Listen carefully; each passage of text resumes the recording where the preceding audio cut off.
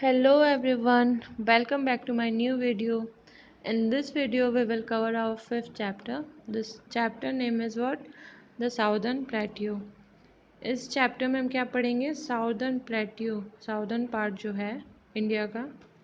Here you can see southern part of India. So in this chapter we will see our southern part of India. Okay, so let's start. The southern plateau or a peninsular plateau stretches from the central part of the India to the its southern tip. So जो southern plateau या peninsular plateau है वो कहाँ से फैला है? Central part of India के बीच से इसके साउदर्न टिप तक. यहाँ आप देख सकते हो. The southern plateau is rocky and wide in the north and narrow down in the south. So जो क्या है, ये साउदर्न प्लेट्यू है, रॉकी है और बहुत ही चौड़ा होता है. ठीक है. सो यहाँ पे कहाँ से स्टार्ट होता है? नॉर्थ से स्टार्ट होता है. नॉर्थ से स्टार्ट होता है और यहाँ से ये चौड़ाई में होता है और यहाँ पे आपका जा कर के क्या हो जाता है? नैरो हो जाता है. The plateau is outlined by the western Ghat in the west and eastern Ghats in the east. So क्या होता है? प्लेट्यू जो साउदर्न प्लेट्यू है इसके वेस्ट में क्या होता है? वेस्टर्न घाट होता है वेस्ट में. एंड ईस्ट में क्या होता है? ईस्टर्न घाट होता है. In the north it is bordered by the Aravalli range and by the Nilgiri hills in the south. और इसके नॉर्थ में क्या होते हैं? अरावली रेंज है एंड इसके साउथ में नीलगिरी हिल्स है.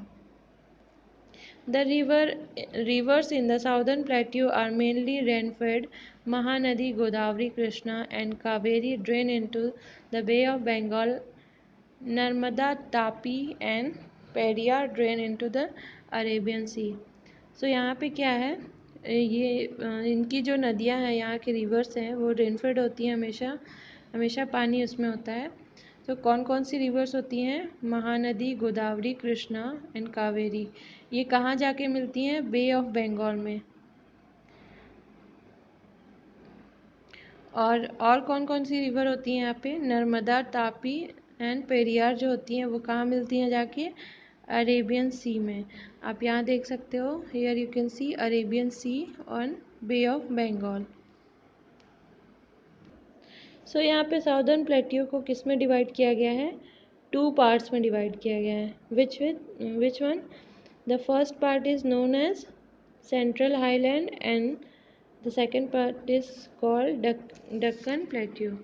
Okay, first we will read about first part, Central Highlands. The Central Highlands consist of Malwa Plateau and the Chota Nagpur Plateau. So इसमें कौन कौन से प्लेट्यू आते हैं? मालवा का प्लेट्यू एंड छोटा Nagpur. The Malwa plateau is of volcanic origin. It is drained by the Chambal and Betwa river and bordered by the Aravalli hills and the Vindhya range.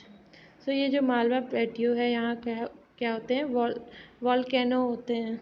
यहाँ पे आपको ज्वालामुखी देखने को मिलेंगे. यहाँ पे ओरिजिन होता है.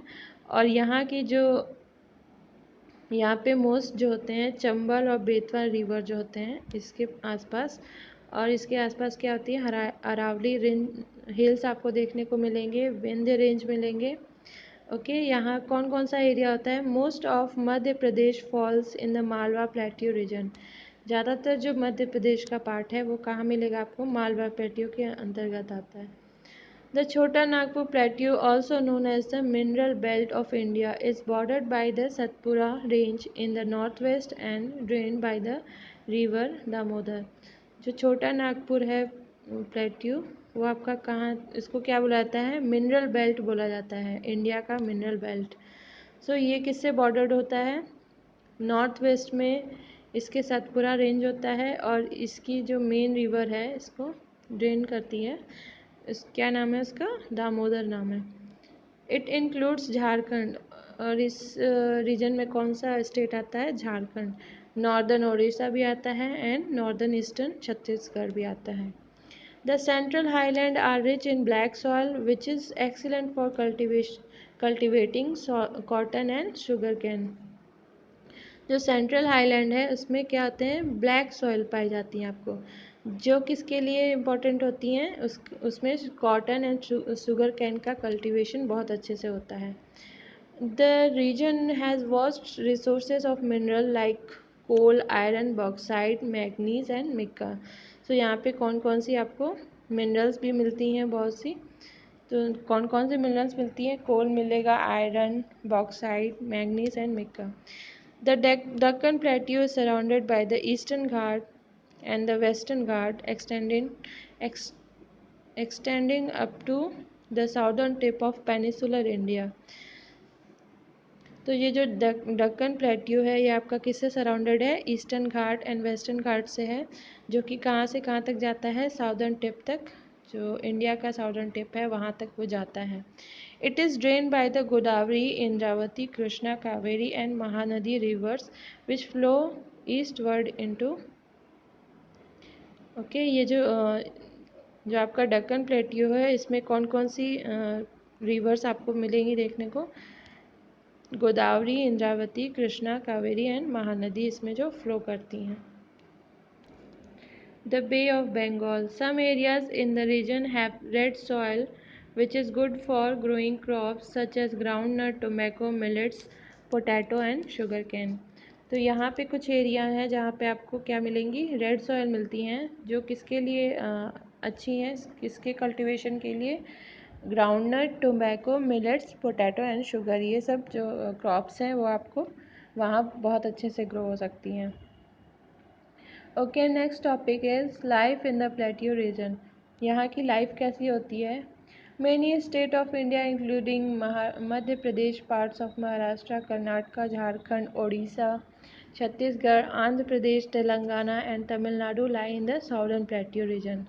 तो इस प्लेट्यू रीजन में कौन कौन से आपको स्टेट देखने को मिलेंगे, ये सब स्टेट मध्य प्रदेश, महाराष्ट्र हो गया, कर्नाटका, झारखंड, उड़ीसा, छत्तीसगढ़, आंध्र प्रदेश, तेलंगाना, तमिलनाडु, ये सब आपको स्टेट इसमें आएंगे।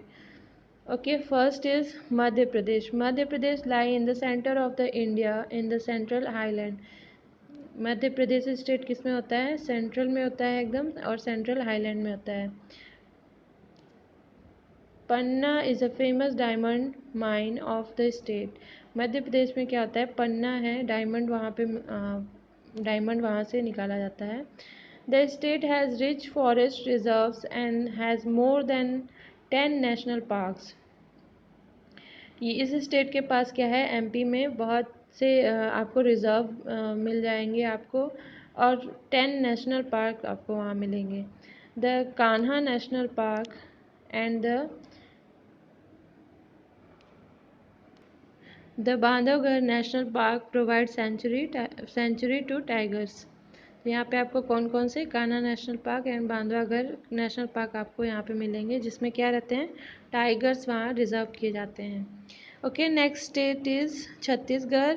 Chhattisgarh had both hills as well as plain. Chhattisgarh में क्या होता है, आपको हिल्स भी और प्लेन्स भी दोनों देखने को मिलेंगे। The Bhilai steel plant in Chhattisgarh is a major producer of steel in the country. So यहाँ पे जो है BSP भिलाई स्टील प्लांट जो है छत्तीसगढ़ में, ये क्या करता है, स्टील का बहुत बड़ा प्रोड्यूसर है कंट्री का। Chhattisgarh has scenic waterfalls such as the Chitrakoot fall. तो यहाँ पे फॉल्स भी आपको देखने को मिलेंगे, जिसका क्या नाम है, Chitrakoot fall. Some parts of Odisha towards south east Chhattisgarh are located in the central highland.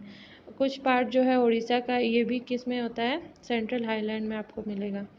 Maharashtra lies in the north western part of the Deccan plateau. Maharashtra किस में आता है, डक्कन प्लेट्यू में आता है। The black soil that is found evidently in parts of Mumbai is suitable for growing cotton and sugar can. तो महाराष्ट्र में भी आपको क्या होगी, ब्लैक सॉयल देखने को मिलेगी, और ब्लैक सॉयल किसके कल्टीवेशन के लिए, कॉटन एंड शुगर कैन के कल्टीवेशन के लिए इम्पॉर्टेंट होती है। Maharashtra has many textile industries. Maharashtra में आपको क्या मिलेंगी, बहुत सी टेक्सटाइल इंडस्ट्रीज़ आपको देखने को मिलेंगी। So next state is Jharkhand. Jharkhand is rich in minerals and forest reserves. Jharkhand में भी क्या होता है, मिनरल्स आपको मिलेंगे बहुत से, वहाँ पे मिनरल्स पाए जाते हैं और रिजर्व्स मिलेंगे आपको। A large section of the population in this state is tribal. Okay, a part of the state of Andhra Pradesh is located in the Deccan Plateau region. The region the region has rich deposits of mica and limestone.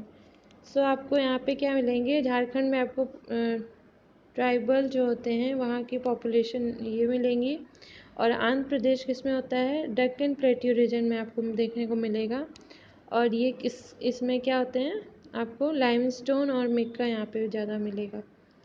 In 2014 a new state named Telangana was created from some parts of Andhra Pradesh। क्या हुआ था 2014 में एक नया new state form हुआ था, उसका क्या नाम है, तेलंगाना। तेलंगाना क्या किससे बना हुआ है, आंध्र प्रदेश का कुछ पार्ट है जिससे वो अलग करके एक अलग स्टेट बना दिया गया है। Nagarjuna Sagar dam, one of the largest dam in the world is located here. जो नागार्जुना जो सागर डैम है वो किस में लोकेटेड है, आपके तेलंगाना स्टेट में। Okay, here your chapter is completed. If you like the video, and then hit the like button. Okay, thank you.